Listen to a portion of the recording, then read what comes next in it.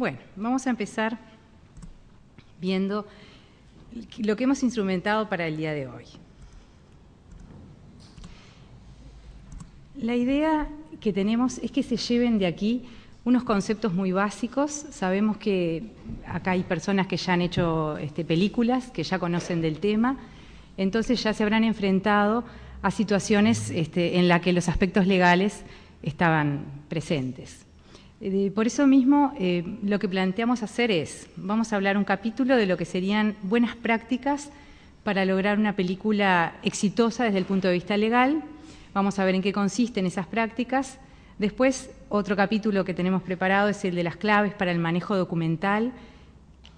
¿Qué documentos necesitan a lo largo del desarrollo de la película? Y después un pequeño capítulo rapidito para que no sea muy pesado, con algunos aspectos legales de qué es derecho de autor en Uruguay y la figura del productor audiovisual.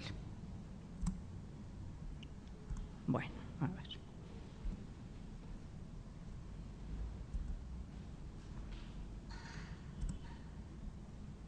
Bueno, sobre el primer punto del qué son las buenas prácticas, vamos a pensar en lo siguiente. ¿Desde cuándo tenemos que estar preparados cuando nosotros hacemos una película para lo que sería una auditoría legal? ¿Y en qué momento la van a solicitar terceros? Bueno, en cualquier momento. Por eso es importante estar preparado, considerar aspectos internacionales si estamos pensando, por ejemplo, en una coproducción, en financiamiento. Hay muchos momentos en los que otras personas están interesadas en cómo ha sido nuestro proceso desde el punto de vista legal.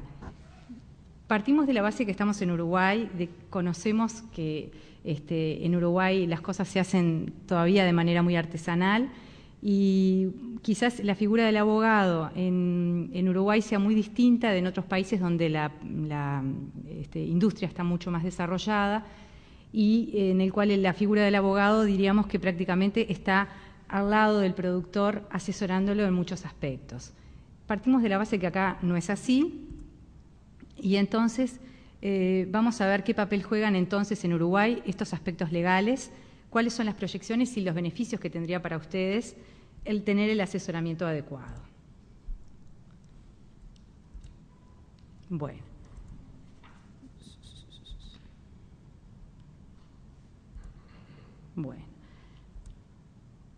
todo proyecto para alcanzar el éxito requiere de la aplicación de principios y buenas prácticas. Ahora, ¿qué son en este caso buenas prácticas para ustedes? Y también tenemos que tomar en cuenta, otra cosa es muy importante, es que el costo y el tiempo involucrado en las etapas iniciales en estas cosas legales, luego va a ser mucho mayor y va a ser más complicado. Entonces, la auditoría legal, ¿en qué momento debemos pensar que la tenemos que tener pronta? La verdad que es desde el principio, es como que debería haber un paralelismo entre nuestro proyecto, digamos desde el punto de vista artístico y comercial, y las cosas en las cuales nos tendríamos que asesorar desde el punto de vista legal. La idea que tenemos es que ustedes se lleven hoy dos conceptos que nos parecen que les van a ayudar en el futuro. Y que son el concepto o el criterio de campo minado. Dirán qué tiene que ver en todo esto, pero si ustedes piensan en un campo con un pasto precioso en el cual ustedes pueden desarrollar toda su creatividad y en el ambiente audiovisual pueden hacer lo que quieren desde el punto de vista artístico, ¿no? Pero si piensan que ese campo puede tener minas debajo y que depende de dónde pisan, esas minas pueden estallar, es otra perspectiva. Acá un poco es la idea romántica que hablábamos ayer, que escuché ayer hablar acá sobre el cine y bueno, la realidad y lo que realmente se debe estar alerta. Entonces, puede suceder que en cualquier momento se haga una auditoría legal de su proyecto. ¿Por qué es importante para los terceros realizarles una auditoría legal? Porque va a despejar la posibilidad de que terceros puedan hacer alguna reclamación. Y eso no es una cuestión menor. ¿En qué forma pueden prepararse? Bueno, contando en cada etapa del proceso con las autorizaciones que correspondan, ¿no? Y las previsiones, porque no son solo autorizaciones, hay también previsiones. Entonces, de la misma forma que se planifican otros aspectos del desarrollo del proyecto, hay que ver cuáles serían las acciones mínimas que habría que emprender desde el punto de vista legal. Una cosa muy importante a saber es que no todos los países tienen la misma protección legal y la misma regulación de todos los aspectos. Rige en derecho el principio de territorialidad, con lo cual las normas rigen para los distintos países. De todas maneras, hay, digamos, bastante armonización, incluso hay convenios internacionales que armonizan. Bueno, el segundo aspecto de lo que queríamos hablar era cuáles eran las claves para el manejo documental. Y acá está la otra idea que nosotros queremos que ustedes se lleven. Por un lado, como dijimos hoy, la idea del campo minado, de eso, de ese control que hay que tener sobre ciertos aspectos legales que, aunque no se vean, están allí y pueden significar el día de mañana un problema. Y el segundo aspecto, o cosa muy interesante, es realizar, la segunda idea que queríamos dejarles es la idea de una caja de herramientas. Pensar en un toolkit en el cual ustedes tengan los contratos que vayan a ir utilizando en los distintos procesos. Tanto sea en la preproducción, en la producción, en la postproducción y en la distribución. Algo muy importante es lo que se denomina la cadena de titularidad, que seguramente hayan escuchado hablar. Y por eso, volviendo a lo que hablábamos inicialmente, es muy importante ese paralelismo entre el desarrollo artístico del proyecto y la estructura legal. Es posible luego reconstruir la cadena de titularidad y luego de que hicimos la película empezar a ver, bueno, si hay algún contrato que nos falta, alguna autorización que no tenemos, pero seguramente, como dije al principio, eso lleva más tiempo y dinero y a veces hasta es una cuestión de hecho, hasta buscar a las personas que nos tienen que dar las autorizaciones cuando ya pasó, digamos, la etapa de desarrollo, bueno, es más complicado. Por eso es importante, como decíamos, ese paralelismo. Contratos vagos, ambiguos y mal redactados luego son fuente de problemas, litigios y frustraciones.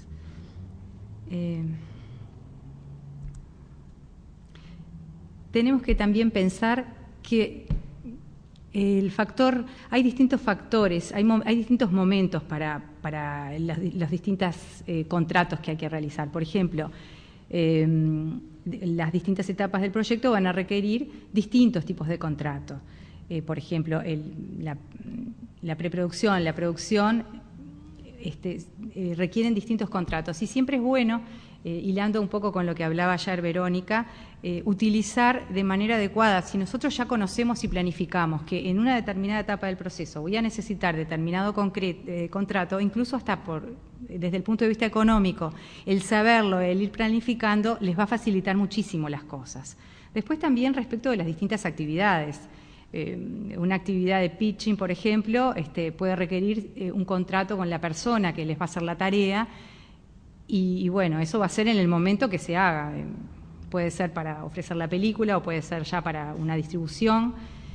Por eso es muy importante saber en cada caso qué y de quién necesitamos autorizaciones.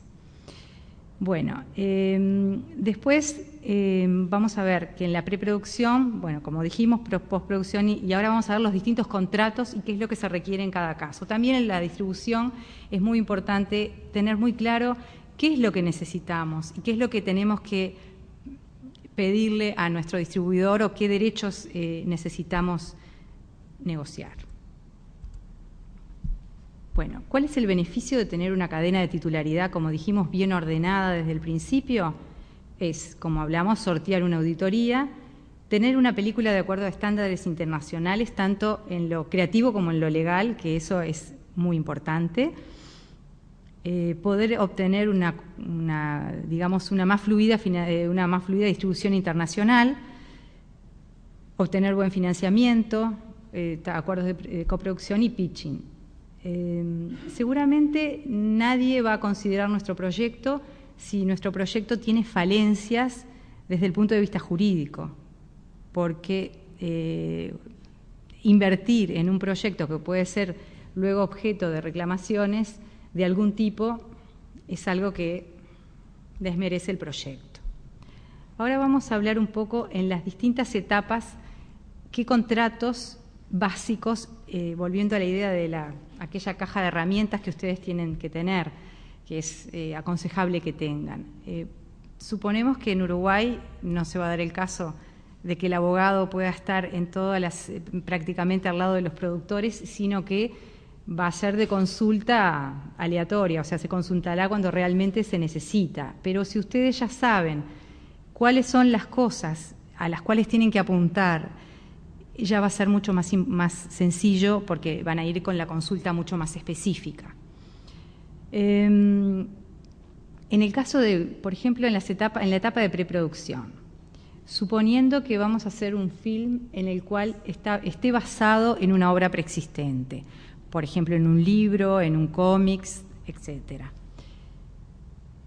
Una de las cosas muy importantes para pactar con relación al contrato que nos va a permitir utilizar la obra, adaptarla, transformarla para una obra audiovisual, es pactar un plazo que nos dé una opción para poder evaluar el proyecto. Muchas veces lo que se trata es de evaluar el proyecto desde el punto de vista artístico y la viabilidad. En el caso de que sí, que entendamos que es viable, factible hacer una película con ese libro, vamos a poder documentar la opción. Y es muy importante no solamente hacer el contrato para pactar la opción, sino que en el momento en que estemos decididos, porque bueno, tenemos un plazo, en ese momento realmente documentar la opción.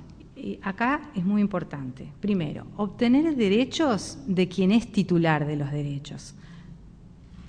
Después, documentar exactamente cuáles son los derechos que se licencian, incluir el uso, la adaptación, la explotación de la obra y la posibilidad de realizar una obra derivada.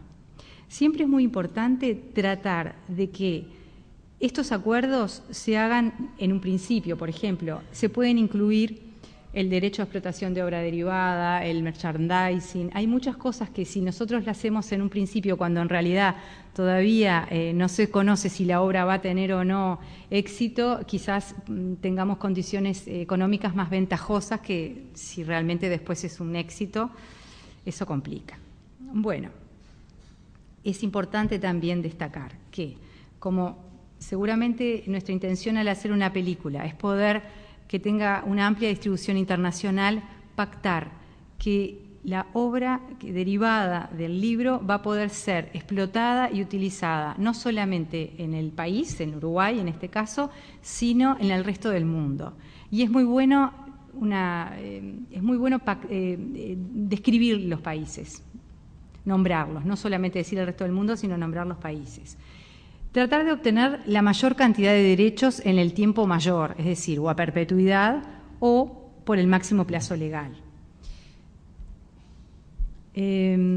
También es importante obtener otros derechos, como habíamos hablado, el derecho de secuela, remake, merchandising, de entrada, que eso facilita mucho las cosas. Bueno, otro aspecto, otro contrato que va a ser muy importante para ustedes va a ser el contrato con los titulares de música preexistente en el caso de que decidan utilizar música que ya está, realizada, grabada, etcétera. Existen, como conocen, dos posibilidades: que la música sea preexistente o crearla directamente para la obra audiovisual que ustedes están creando. Los contratos obviamente van a tener un contenido diferente en uno y otro caso, pero de todas maneras es muy importante la obtención de ciertos derechos. En el caso de la música preexistente, obtener derechos de sincronización es muy importante. La sincronización es adaptar la música a las imágenes. Y también no hay que olvidar que no solamente hay que pedir la autorización a quien tiene los derechos sobre la música, que muchas veces coincide con quien tiene los derechos coincide con el productor fonográfico. En general, el productor fonográfico ya tiene los derechos sobre la música, ya pactó los derechos sobre la música y sobre su máster, sobre su grabación. Todo esto también depende de qué es lo que vamos a utilizar, si vamos a utilizar solamente la música preexistente o si vamos a utilizar de la música que ya está grabada en un disco, porque puede suceder que decidamos que la música sea interpretada y no utilicemos la grabación del máster. En ese caso no habría que pagar los derechos fonográficos. Pero siempre es importante conocer esto, porque puede también surgir una reclamación del productor fonográfico en caso que utilicemos una versión grabada. Bueno, después, ¿qué música requiere permisos? Toda la música que forme parte del audiovisual. Por eso es muy importante hacer un listado, considerar toda la música.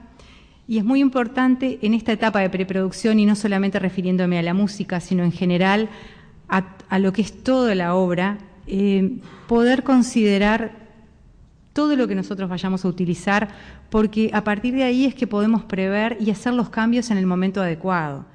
Posteriormente, cuando ya estemos en la etapa de producción, es más complicado hacer los cambios y ni que digo al final, en una etapa posterior. Bueno, dijimos que qué música debe aparecer, toda la música, de qué música debemos obtener permiso, de toda la música que aparezca en el film. Y acá hay muchas, quizás, cuestiones que tenemos que pensar, porque a veces podemos entender como música solamente la que aparece en la banda de sonido y sin embargo hay otras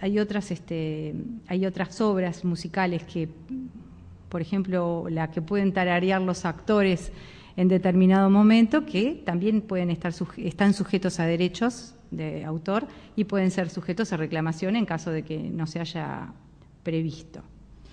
Bueno, o sea que siempre con respecto a la música, prestar mucha atención al contrato, que es necesario. Después, otros contratos, contratos como con el guionista, los contratos con la persona que puede hacer la adaptación, son siempre muy importantes, pactarlos por escrito, delimitar las obligaciones de cada parte, son cosas realmente esenciales. Después, también en la preproducción, además de la música, puede existir lo que se denomina footage, que serían grabaciones supongo que conocen más que yo, determinadas grabaciones que también tienen que tener mucho cuidado.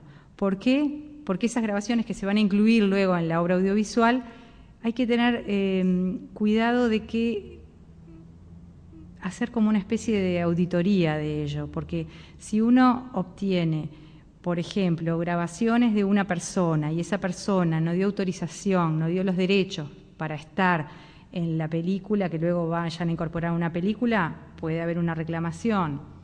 Lo mismo si, por ejemplo, ese material tiene música. Bueno, tengo los derechos de la música sobre ese material. Eso hay que dejarlo documentado, por escrito.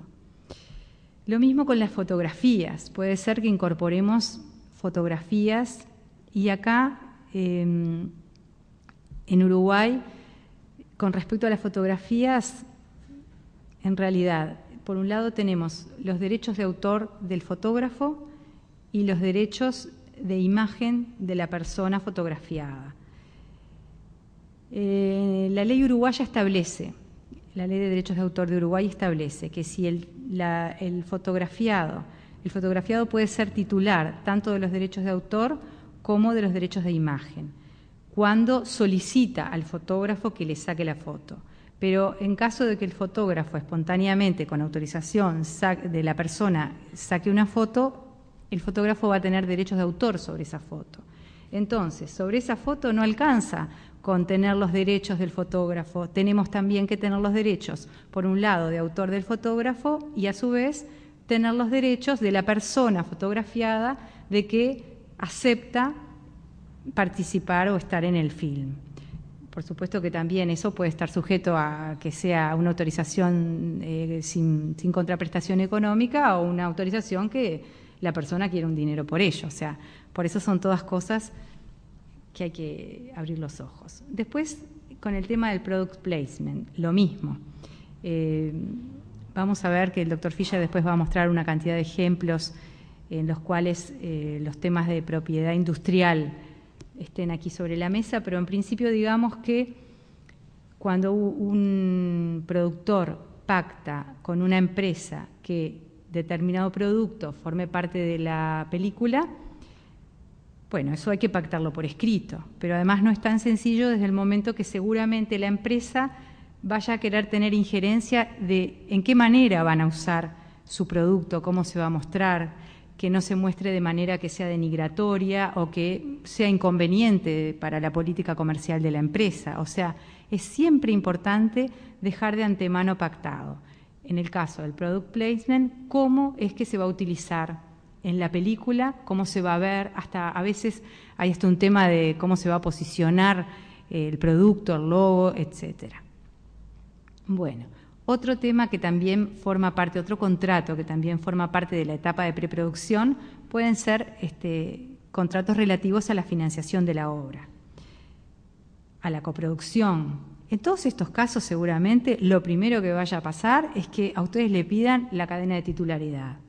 O sea que, volvamos al principio, todas las autorizaciones que a lo largo del proceso de preproducción ustedes tuvieron o estuvieron trabajando.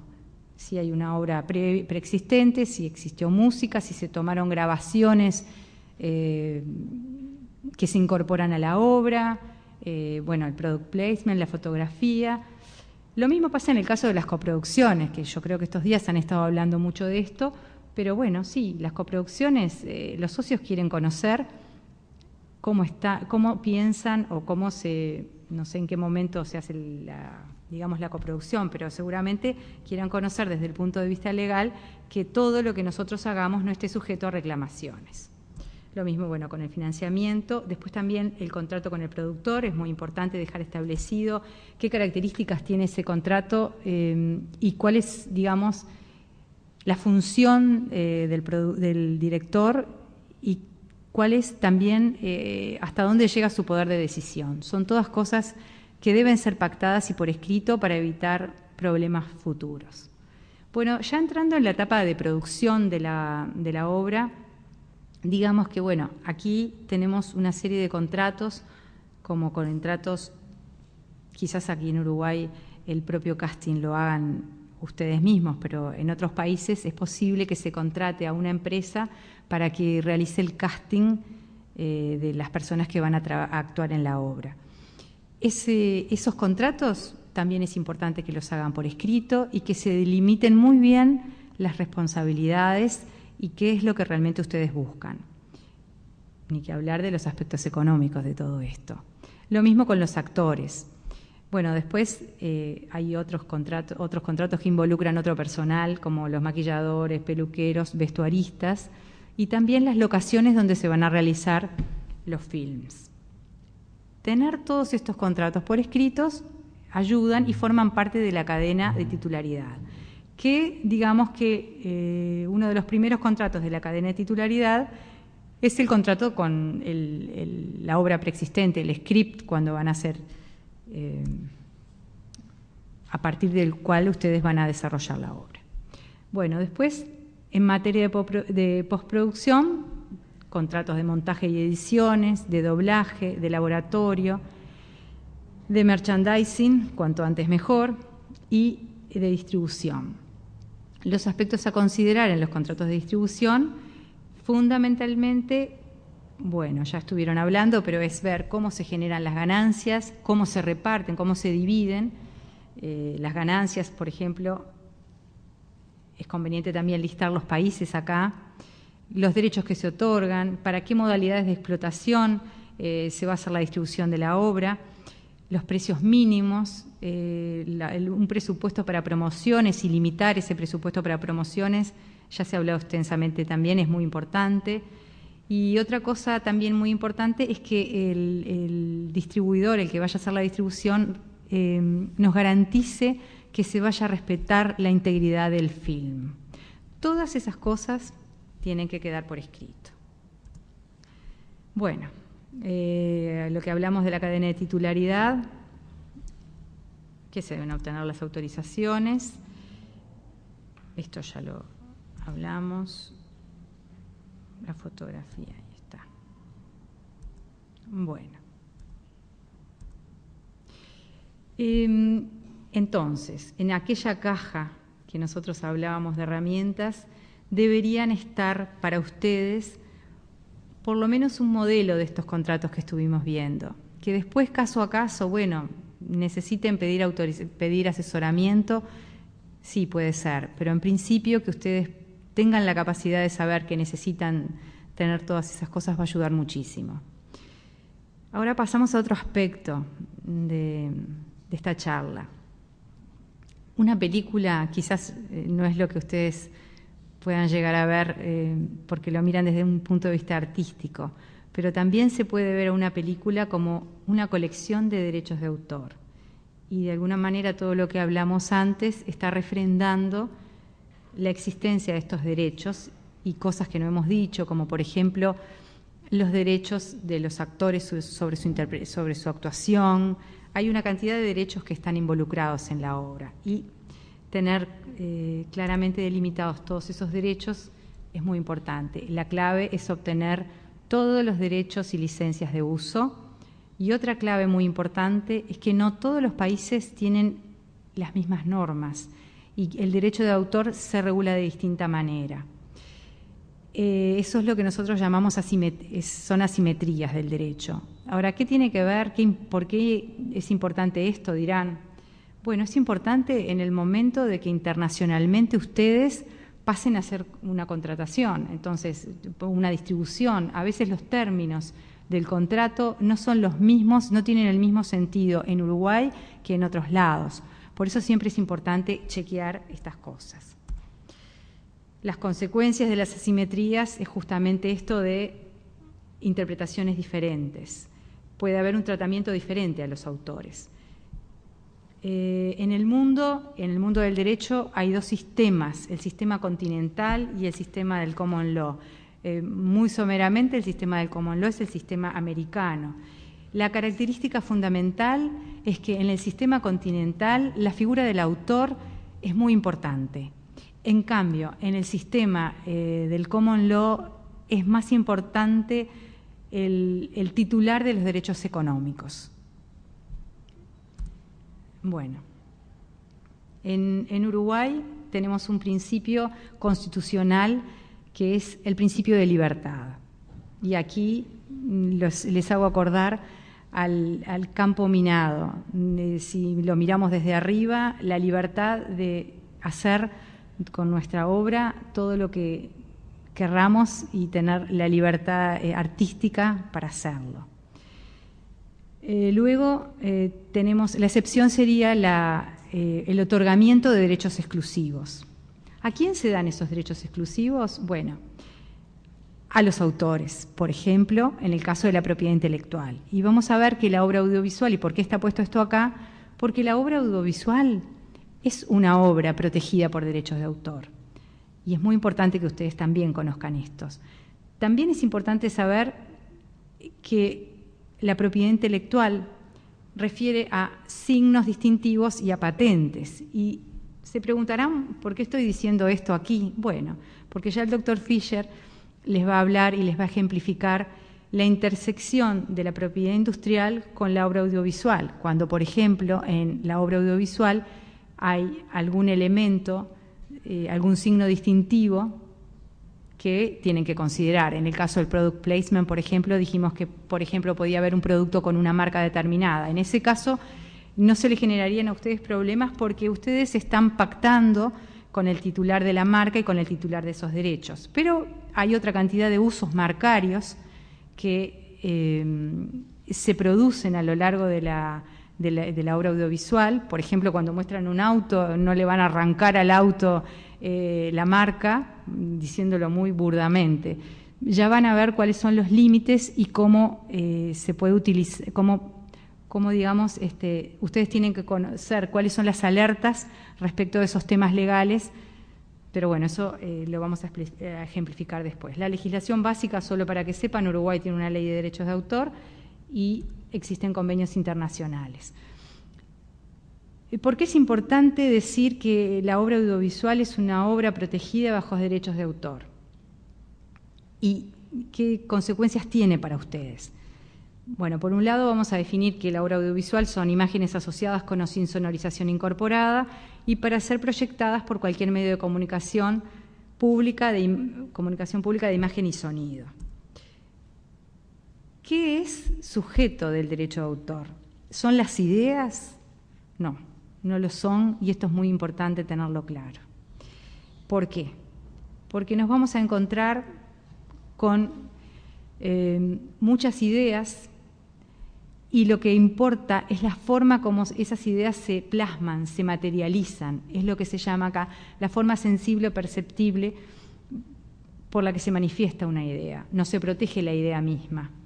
Esto lo van a ver y va a ser importante para ustedes cuando se enfrenten a pensar mi obra y la de un colega. Yo puedo reclamar porque un colega hizo prácticamente lo mismo que hice yo, o al revés, yo me estoy basando en la obra de un colega. O sea, ¿cuál es el límite en el cual, qué nos protege, qué protección nos da el derecho de autor en Uruguay sobre mi obra audiovisual? Bueno, con respecto a este tema, que es para los abogados es apasionante y quizás para ustedes es muy aburrido, pero es necesario que conozcan algo de esto, es importante saber que lo que no se puede es tomar lo que sería, digamos, el alma de la obra. El alma de la obra sería esa impronta personal que le puso el actor, el productor, plasmada en la obra, que son como elementos que dan la individualidad. No es una idea, una argumentación, se excluyen las ideas, protege las creaciones formales, pero no las ideas que subyacen a la obra. Puede haber muchos géneros de obra audiovisual y puede haber muchas, por ejemplo, pensemos en una... Me tranqué. A ver, ayúdame. Dale, muchos temas. Por ejemplo, ¿cuáles? Una historia de amor. Una historia de amor, ahí va. Bueno, pero depende de cómo esa historia de amor se plasme y cuáles sean los elementos que se puedan plantear. Hay muchas películas de historia de amor, pero bueno, la suya va a tener su impronta personal, lo que se diría el alma de la historia. Eso tiene que ver con esta noción de originalidad. Para que la obra sea original, tiene que ser la expresión individualizada. No implica necesariamente novedad, sino la individualidad de cada productor. La originalidad implica que la obra exprese lo propio del autor. Esto es, que lleve la impronta de su personalidad. Bueno, entonces, la originalidad y la determinación de si una obra es original es una cuestión de hecho. Debe analizarse caso a caso.